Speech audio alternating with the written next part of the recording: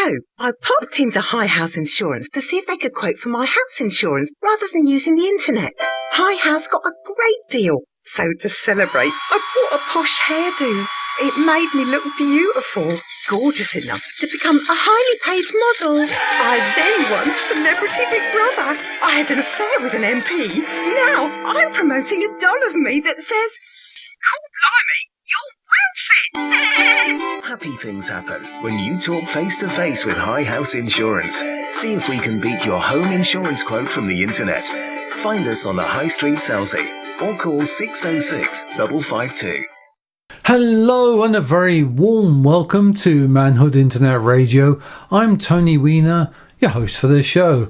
Now, just a reminder that we are Brexit free and only bring you news of events, information, people and businesses on the West Sussex Manhood Peninsula. And with that in mind, we have a fascinating interview with a group of people in Selsey. But to kick off the show, here is Alison with a roundup of forthcoming events in Selsey. Hello and welcome once again to our weekly look at what's happening in Selsey. First of all, on Tuesday the 1st of August, we're starting off with family fun at Pagham Harbour Visitor Centre. Now, this is going to be held every Tuesday and Thursday at the Visitor Centre through the summer holidays. Plenty to see and do, including bug hunting, pond dipping and very much more. All day long then at the Pagham Harbour Visitor Centre. We've also got the RNLI Walking Treasure Hunt in Selsey on Tuesday. This is to do with the RNLI week, so hope you enjoy doing that. As usual, we've got the mobile soft play session for the under fives at the Selsey Centre on Manor Road. You can call Sue or Tom for that, 604 642. That starts at 10 and finishes at 11:30. The 1st of August also sees the monthly meeting of the Writers' Circle. They meet at the Methodist Hall on the High Street between 2 o'clock and 4:30. You can either already be writing or you can be a complete beginner, but you'll certainly be given a warm welcome by this small friendly group of ladies and some gents as well. Membership is £12 a year or £2 a session, and tea and coffee will be included. You can get a few more details about that by contacting Pat Reed on 601 550. So that's the Writers' Circle on Tuesday. The Gainsborough Singers will also be taking place on Tuesday between 2 and 4. Tony has more information on that, 607796. In particular, gentlemen, they are asking for more voices, more male voices. So if you're not writing, then perhaps you'd like to be singing on Tuesday. Kickboxing for kids then, as usual, at the Selsey Centre between 4:30 and 5:30, and it's also the day for girls football at the Academy School Lane between 6 and 7. Netball for all, 7 until 8:30, and don't forget the 2 new plays by Gillian Plowman showing at the Pavilion High Street. The first one, The Ox and the Ass. This is to do with a father, a son and a stolen Picasso. The second play is called Spindrift, a seaside ghost story. Both of these have been written by our very own Selsey playwright, Gillian. Tickets are £10 each, available from High House Insurance at 121 High Street, or you can buy them online at www.ticketsource.co.uk/ArtStreamSelsey. Performances start at 7:30 and should be done by 9:30. On Wednesday the 2nd of August, we've got more RNLI activities. This time we've got a quiz evening at the Seal, starting at 8:30. Quizmaster is Malcolm. There is a raffle as well, £2 per person per entry. Woodcarvers meet all day on a Wednesday as usual at the Scout Hut, a small friendly group of woodcarvers meeting each other to help with their various carving activities. If you'd like to go and see what they do, then feel free to drop in. More information from their own website, www.selseywoodcarvers.co.uk. So that's all day on Wednesday. Body conditioning class at the Selsey Centre between 9:15 and 10:15, and it's also the morning for the Seal Island Swimming Club between 9:30 and 10:30. They meet at the Oasis Pool on West Sands. It's also the day for the Selsey Model Boat Club. Weather permitting, of course, they meet at the pond on East Beach where they sail radio-controlled boats. New members are always welcome. Chris is the contact there, 601 550. So that's between 10 and 12 on Wednesday. Also on a Wednesday morning, the Fitter Sitters have their exercise class at the Selsey Centre. That's from 10:20 until 11:20. And then in the afternoon, the Crafty Natter Club will be meeting at the Methodist Church Hall. More information on that from Lisa on 601032. They start at 2 and finish at 4.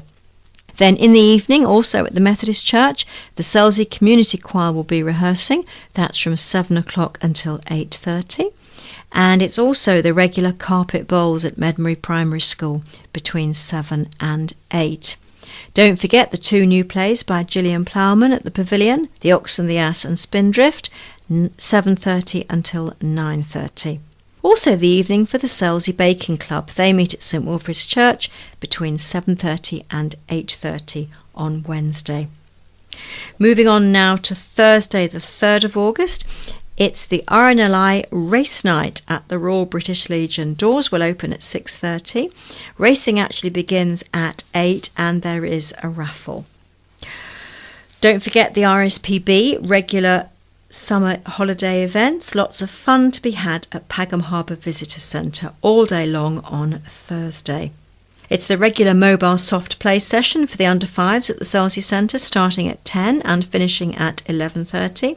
And it's also the day for the Selsey Bridge Club meeting in the afternoon between 2 and 5. A friendly group of mixed ability bridge players. Carol has some more information on that. 602250. Also on Thursday the 3rd of August, we're starting the Summer Youth Drop-In. Lots of activities for the age group 10 to 16 at the Selsey Centre. That's starting on Thursday the 3rd of August and it will be running throughout August until the 24th. How about a musical afternoon? You can enjoy Peter playing the piano and the accordion. You're invited to come along to an afternoon of dazzling music, delightful company and delicious cakes. The cost is £3 each, which does include tea, biscuits and cakes. That's held at the Methodist Church Hall, starts at 2:30 and finishes at 4:30. Also on Thursday at the Selsey Library is your chance to come along, to read, to chat or just to listen to what's going on. That's between 6:15 and 7:15 in the afternoon. Then there's walking football at the Academy. This is between 6 and 7:30. It's a gentle game of football to keep you in shape, so do go along and join them. Walking football for the over 50s. The Seal Island WI have their regular meeting on Thursday between 6:30 and 8:30 in the evening, and it's their very popular annual Plonk and Ploughman's Quiz. To be held at the Selsey Centre, it is open to all. The cost is £6.50 each for a table of 6, which includes a free bottle of wine. If you do want to come but you're unable to make up a table of 6, then please contact Melanie on 604059. She should be able to help you out making up a table of 6. You can get tickets from High House Insurance at 121 High Street. It's also the evening for the regular carpet bowls at Medmary Primary School between 7 and 8. And don't forget adult basketball between 7 and 8 at the Academy Sports Hall. Once again, the 2 plays by Gillian Plowman will be showing between 7:30 and 9:30 at the Pavilion on the High Street. Now on Friday the 4th of August, it's the RNLI Sports Evening. They're having a dog show, a fun fair on Lifeboat Green with stalls and lots of fun. They're also promising artisan food and a beer tent. I can tell you a little bit more about the dog entry. There are 6 categories. Cutest puppies, that's for puppies under 1 year old. The best trick, the handsomest hound, the prettiest pooch, the best young handler, that's for humans rather than dogs under 16 years old, and the dog with the most adorable eyes. Starts at 7 o'clock on Lifeboat Green. There's also going to be a display of ARO fitness kickboxing and a tug of war. So lots going on there with the RNLI. So do go along and support our Lifeboat Week.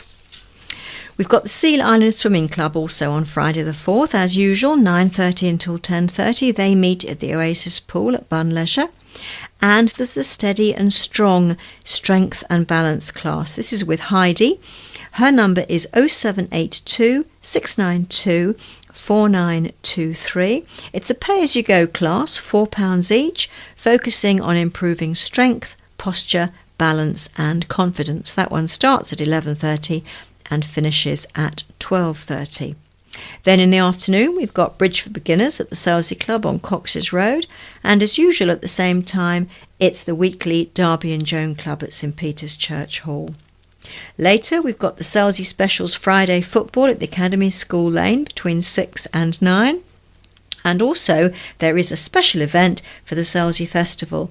It's the first of our open-air cinema showings. They're showing on Lifeboat Green, and at 7 o'clock on Friday we've got Dirty Dancing. It is free of charge.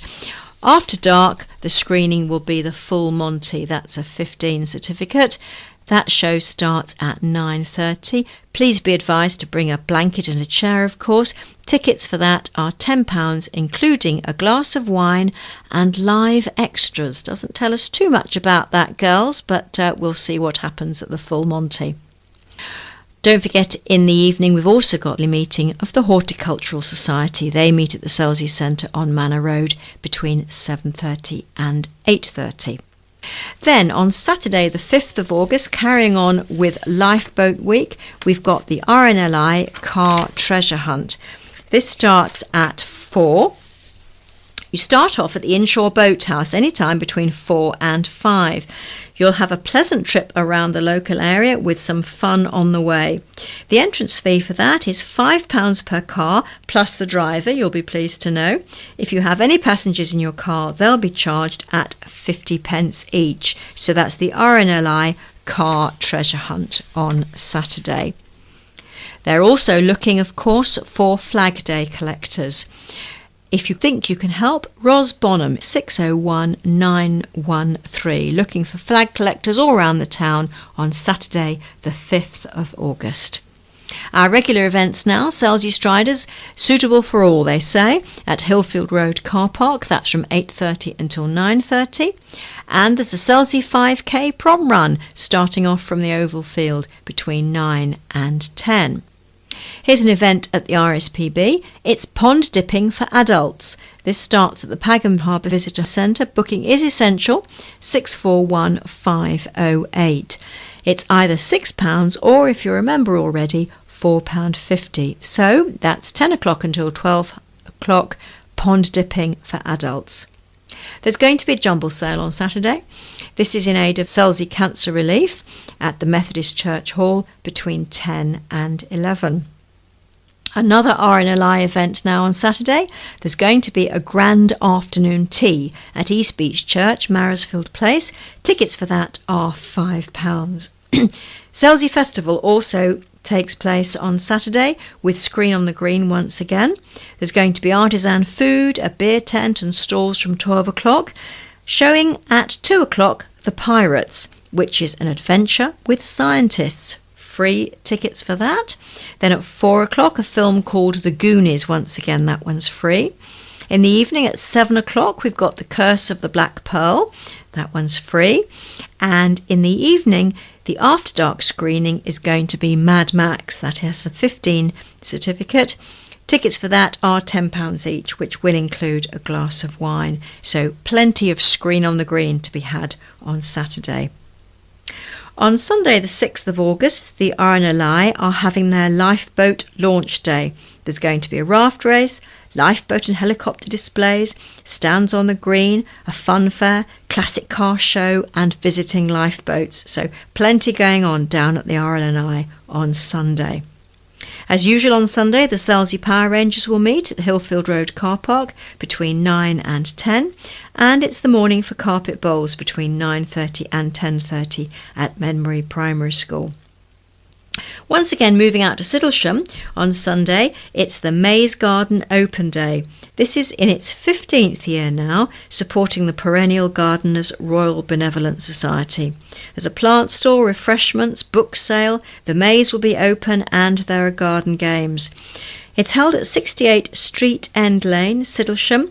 You turn off the Selsey Road by the Anchor Inn. That starts at 10 and finishes at 5. The Selsey Model Boat Club will be meeting as usual on Sunday between 10 and 12 at the Pond East Beach, provided the weather's good, where they sell radio-controlled boats. The first Sunday in the month, which will be the 6th, is race day. New members are always welcome. Chris is the contact there, 801 550. And then in the afternoon on Sunday, between 3 and 4, it's carpet bowls at Medmery Primary School on School Lane. Moving on now to Monday the 7th of August, Dance and Tone between 9:30 and 10:30 at the Selsey Centre. Keep fit to great music. There's also a Pilates class between 10:45 and 11:45, a friendly class at the Selsey Centre. Then in the early evening, Selsey basketball at the Academy Sports Hall from 5 o'clock, that's suitable for ages 7 to 11, and from 6 o'clock, age 12 plus. Netball for all at the Academy Sports Hall on School Lane between 6 and 7, and between 6:30 and 7:30 the Selsey Striders will meet at Hillfield Road Car Park, and this is suitable for anyone who can run 3 miles. On Tuesday the 8th of August, don't forget that they're having a family fun day. Lots to do and see at the Visitor Centre, including bug hunting, pond dipping and very much more. That's all day long at the Pagham Harbour Visitors Centre. As usual, we've got the mobile soft play session at the Selsey Centre for the under 5s. Sue or Tom are the contacts there, 604 642. That starts at 10 and finishes at 11:30. On Tuesdays, it's the afternoon for the Gainsborough Singers to rehearse. Tony has some more information on that, 607796. And don't forget, gentlemen, he is looking for some more male voices, so he's the person to contact about that. They meet at 2 and finish at 4. Later in the afternoon, kickboxing for kids at the Selsey Centre Manor Road between 4:30 and 5:30. And then it's the evening for girls football at the Academy School Lane between 6 and 7, and finishing off with netball for all between 7 and 8:30. So plenty to be going on with. Do support the RNLI and have a good week. Speak to you again soon. Bye for now. Wow, there is a lot going on there. Now it's time to see how well you have done with your homework, so let's go over to Keith. And here we go with the answers to last week's quiz. Which Tracy brother is the pilot of Thunderbird 1? Well, that's Scott. Which four-letter word is a Scottish name for a church? And that's Kirk. Which Russian playwright's work includes a cherry orchard? And that's Chekhov. Which Irish jockey was champion over the sticks for 20 consecutive years from 1996 until 2015? I'll only make that 19, Kevin, but there you go. And that was, of course, A.P. McCoy. And which American paediatrician wrote the book Baby and Childcare? And that was Benjamin Spock. And the connection, of course, they're all Star Trek characters. Exactly. The garden is in full swing at the moment with the wet and warm weather, so we welcome back our gardening expert David for some advice on dealing with the jungle. Hello, and today I'd like to talk about what to do at this time of the year, which is late July going on into August. When I originally wrote this, we'd had a very, very long dry spell, but as you know, we've had a lot of rain in the last few days. However, I'm still cutting the grass at about 1 1/4 inches. This is because I'm hoping that we're going to have some more dry weather later on, and I'd rather my lawn was green, not scorched. I've also found that with the scorching that has happened, that there are some brown bits, and obviously where the green grass is growing well. So I've been forking the brown bits to get rid of the compaction underneath. With watering, obviously you don't need to water at the moment, but when the dry weather does come, continue to water your reseeds and any turf you've applied. At this time of the year, we all go on holiday. When you come back, don't cut the grass back straight back to where it has been cut. Cut it twice. Just remove a small amount each time. The lawn will respond a lot better, and you'll continue to be green for longer. Lawn growth at this time of the year is a lot slower. Grass grows very quickly in the spring because it wants to produce its seed heads for the next generation, but it slows down in the summer and speeds up again in September. So you may find that you don't need to cut the grass every other day or even every few days, but maybe just once a week. Going on to climbers, we had some very good wisteria flying this year, and now is the time to give one of its 2 cuts. Cut back any whippy stems that you've got. These are the ones that have grown this year, to about 5 or 6 leaves, or about 6 inches. This prevents it getting into the gutters and encourages next year's flowering, not green growth. The major prune for wisteria is January and February, and we'll talk about that nearer the time. With clematis, it's really the last time to prune any of the early flowering clematis, i.e. those up to May. Just tidy it up. You're not looking to hack it back a long way. Just take up out any old or any tatty looking stems, just to leave it a bit tidier. At this time of the year, the climbing roses will have grown quite quickly, so continue to tie in any new shoots. Don't tie them straight up or horizontal, give them in a bit of a loop. This encourages more flowers to come, as where the stem is bent, you'll get new shoots. Continue to regular deadhead the roses and geraniums. Also, at this time of the year, I'd give some of the early flowering perennials a good cut. The salvia, the true geraniums, Alchemilla mollis, lady's mantle. Cut it back really hard, so really you've only got a few shoots. And if we have a fortunately long autumn, you'll find that certainly the geraniums will flower again. Continue to pick sweet peas, and this will encourage any growth. If you go away and come back and find that you've just got seed heads, cut them all off, and you should find that you will get some sweet peas later in the year. If you've got any bare patches in any of your borders, consider some of the late flowering summer bedding that's available. Just fill it in, and it will give a bit of good colour.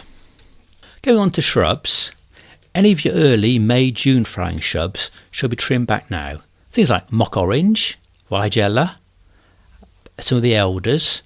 Cut them back now. Cut back either to the ground on some of the older shoots to encourage new shoots, or just tidy up and shorten any of the shoots that you want to continue for next year. Hedges have been growing well this year. I generally wait until August till I cut my conifers, but Escallonia, laurel, privet, euonymus and box could do with a cut at this time of the year. There's always a contentious point about cutting laurel. They always say, well, cut it with a pair of secateurs because you don't want to damage the large leaves.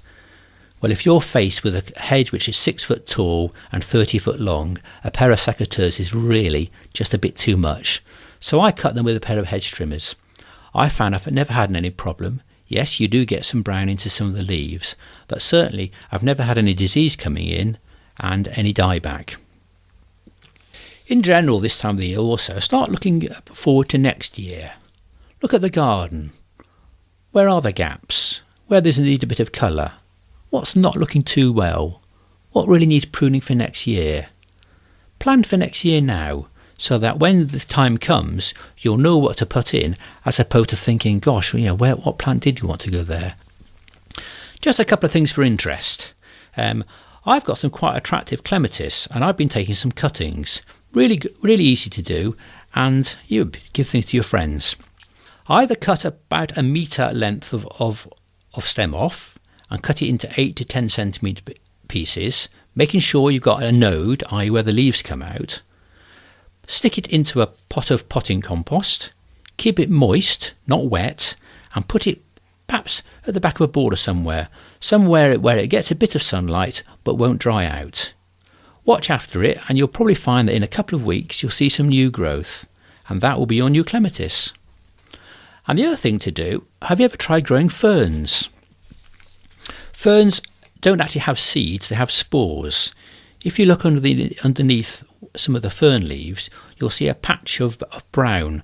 That'll be the spore cases. What you should do is pick one of those little leaves off, shake it over some wet potting compost, stick it in a bowl of water with a piece of glass on top, and you'll find, I said, in about 2 to 3 months' time, you'll have some new ferns growing. Maybe you don't grow ferns, but it's something very interesting, and it's good to show people. Anyway, thanks for listening, and I'll speak to you soon. Thank you, David. Now, our area is famous for its large number of groups and societies, and we have a series of interviews with one that I'm not familiar with. So let's go over to Keith to find out more.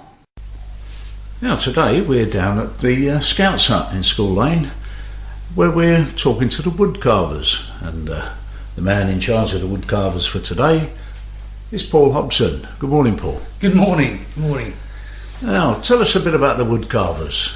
Well, it was started by Peter Warren and Deb's Clothier, and they both have a love of carving, and they started carving, and then they decided to try and open it up and get other people interested, and since then the ranks have swelled to a massive number of 10 people now. 10 very capable people, from what I've seen out there today. Yes, it all depends on your eye, I suppose. Some of us, like myself, I've only been carving 3 years, and when you put my birds next to Peter's, you certainly see the difference. I have actually seen some of Peter's work, and it's just astonishing. I really just don't know how you can take a lump of wood, is the best way to describe it, and turn it into something as wonderful as what comes out in the end. Yeah, it's Peter's very, very clever with the birds, and I'm fortunate because within the group we just meet and sort of all turn up at wherever, and now it's here, and help each other out with ideas. And Peter's quite happily, and I'm very grateful, teaching me how to do the birds. So I'm now actually learning how to do birds under Peter's wing, shall we say. I see what you did there. I would say to anybody, if you get the opportunity to see some of Peter's work, have a look at it. It's incredible. It really is. I know I've seen him display his work around local bits and pieces at the church. Last year, I think it was. Yes, I saw it there. Yeah, East Beach Church, the town hall. And Peter does St. Peter's. That's it. Actually, it should be easy with Peter, shouldn't it?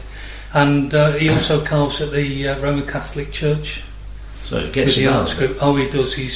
But I would urge anybody, if you're thinking about joining these people, take a look at Peter's work, because no, don't. It'll put you off. Well, it won't. It'll show you what you can achieve, and you can achieve it. It's funny because I looked at it and I thought, never in a month of Sundays will I be ever, anywhere like that. I'm too haphazard, slapdash, no patience. And over 3 years, the wonderful thing about it is if you see photographs of the early work and compare them with what you're doing now, the difference is amazing. You do learn all the time, and we've got novices come and go, and we've got experienced carvers, so that there's a whole broad spectrum of capabilities and styles within the group already.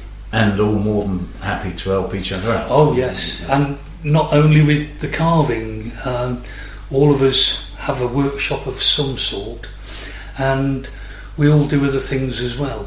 And so 4 of us live in Chelsea, and if somebody comes along and needs something doing, we can always nip off to the workshop, somebody's workshop, and just cut that bit of wood down a bit for them, or we share the wood. We've got a new somebody's just donated a load of tree trunks, so we're going out to get those in end of June. Never would occur to me that somebody would donate tree trunks, but of course exactly what you need, I suppose. Well, it's quite funny because Peter did the art sale at the art trail, and this chap came in and said, "Oh, I've got some wood in my yard. I don't know if it's any use, but you're welcome to it." And Peter and I went out there, and yes, I don't know how many hundreds of tree trunks he's got there. So we're going to borrow a little lorry and go and get a few and see what we can do with them, because we'll do sculptures or furniture or other things, not just carving. There's a whole other world of wood out there as well. Wonderful. And as I say, some of the work, I'm just amazed by it. I can't believe anybody has that kind of skill. But then I'm too impatient. And, when it comes to doing things like that, if it doesn't happen straight away, don't want to know. I'll go and do something else. You want to try wood turning? We call that instant gratification. You could be right, actually, yeah. If you want to have a go at it, I'm quite happy to take you on the lathe and show you how to make a bowl in 5 minutes.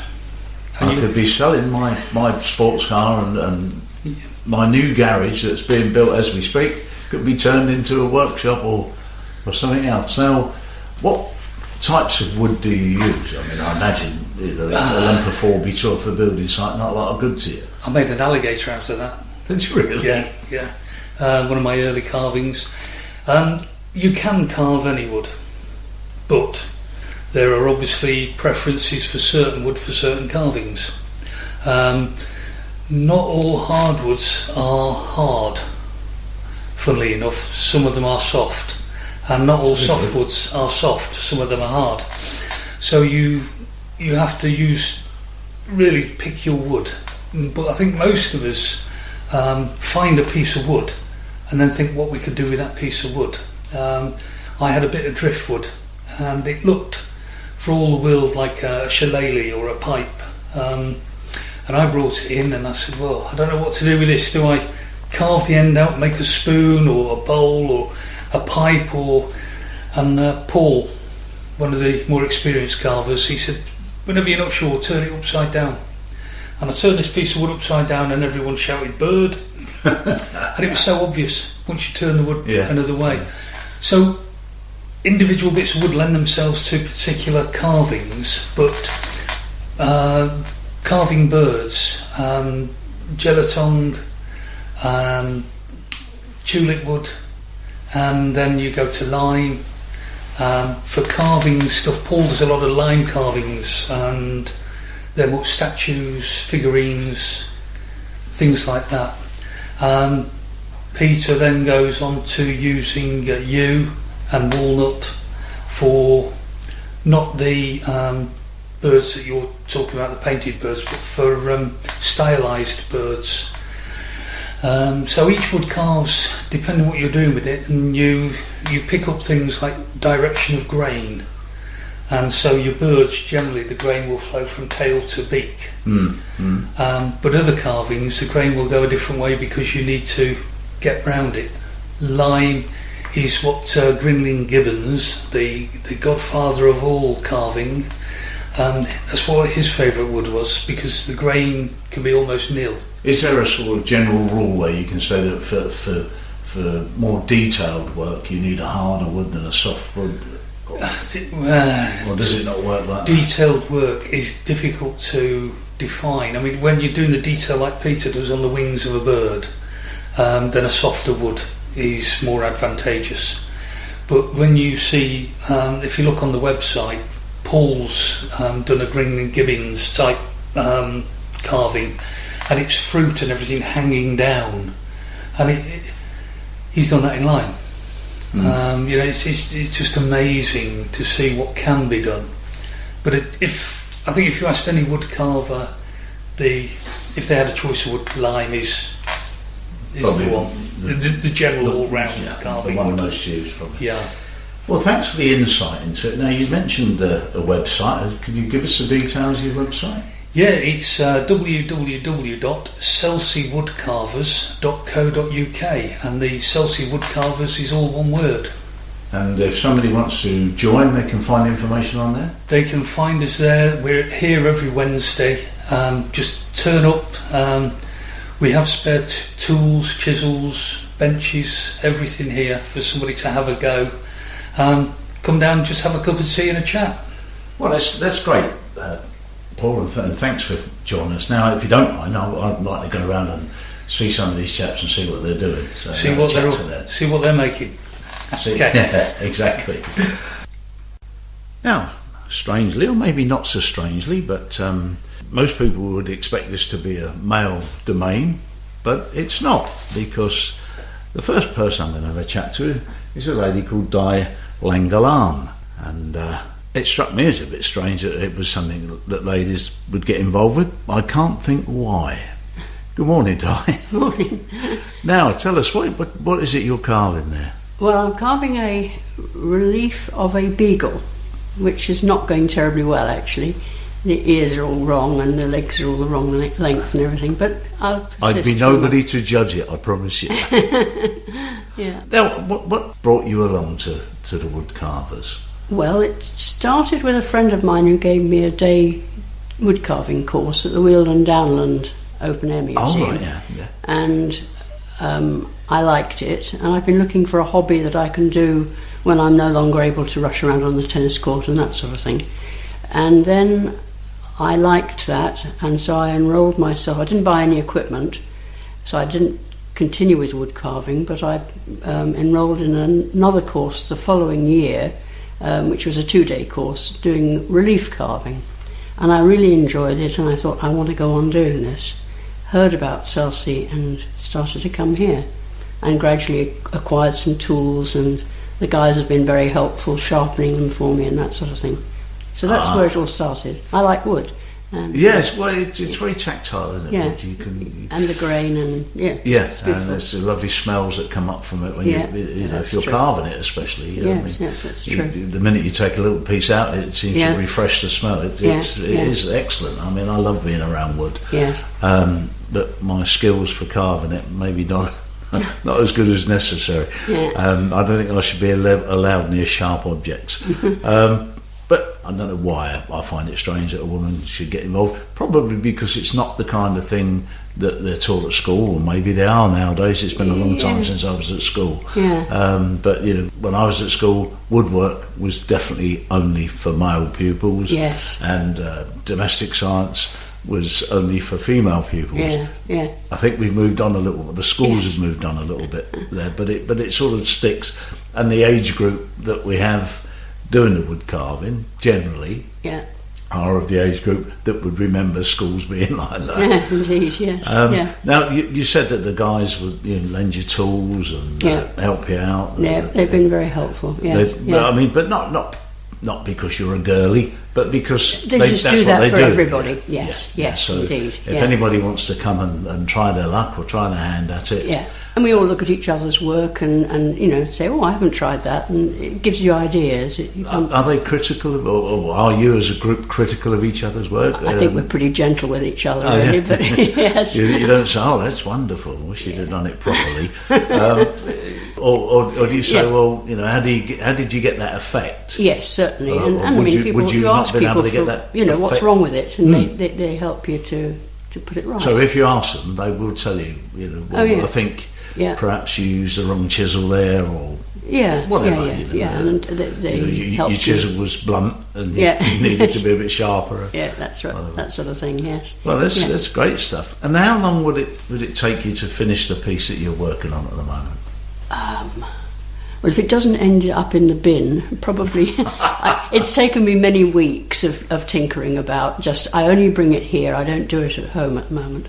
So it's taken me probably about 8 sessions 8 days to get it to this point, and it'll be another couple before it's finished, I think. So you've got to be patient. Yes, I think that's where I would fall down. I like it. I want to make that. I really want to do that. But it's got to be finished today. Yes.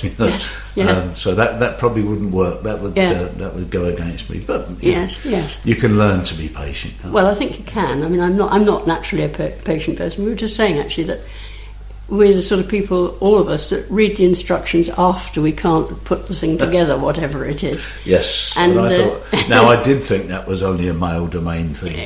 Reading the instructions afterwards. Well, I'll let you get on with your carving there. Thank you very much. Otherwise, it will take you a lot longer than the 8 days. Okay. Thanks for chatting to us, Di. Okay, thanks. Thank you. Some fascinating stuff there. And we will bring you more information about this interesting group in the forthcoming weeks. Well, time has run out and that's me done for another week, so it just remains for me to thank all our contributors, including Local Life magazine, our sound editor John Mullett, our presenters Alison, David and Keith, not forgetting of course our producer John Fletcher. So it's goodbye from me, Tony Weiner, until next time, bye.